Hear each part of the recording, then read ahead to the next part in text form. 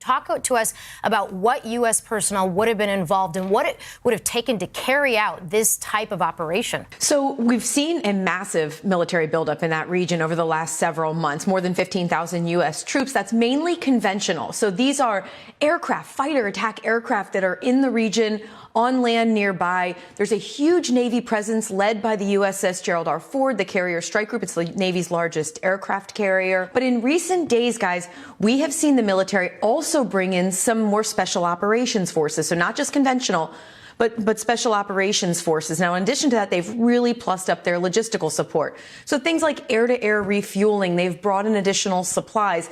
This has all been a buildup over the last several months.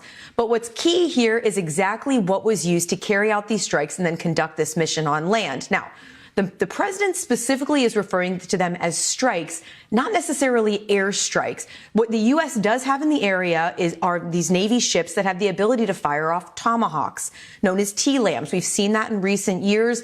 They've taken strikes inside Syria, inside Libya, inside other places. It's an ability to carry out a precision strike, but with standoff capabilities. They're not necessarily so close to a potential enemy that it puts the military in jeopardy who are firing off those strikes. We've also seen the buildup of air assets, including some of those special operators I mentioned, the 160th Special Operations Unit. You may have heard of them. They're the Night Stalkers. They were the ones who brought the Navy SEALs in for the Osama bin Laden raid in 2011. They have brought in additional assets.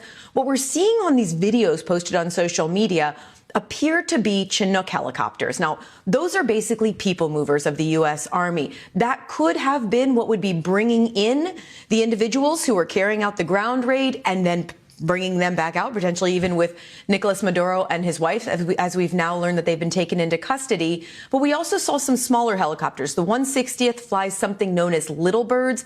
They have the ability to fly low, very fast, and they can conduct strikes from the air. So these are the kinds of things that are in the region. Again, at this point, we have almost zero information about exactly what the military did during these strikes. But we do know now, according to a tweet from Senator Mike Lee from Utah, that in fact they were carrying out the strikes as a way to protect those who were going in for that ground raid that included taking the Maduro and his wife into custody, guys.